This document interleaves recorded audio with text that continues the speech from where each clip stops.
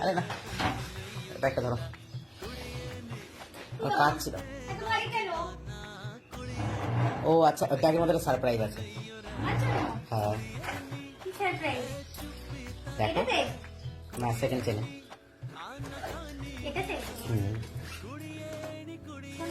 এটাই, প্যাকেটটা বের করো।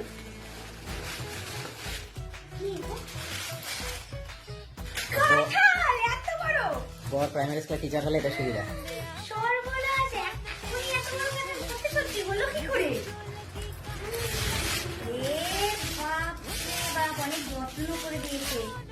ক্লাস 3 বাচ্চা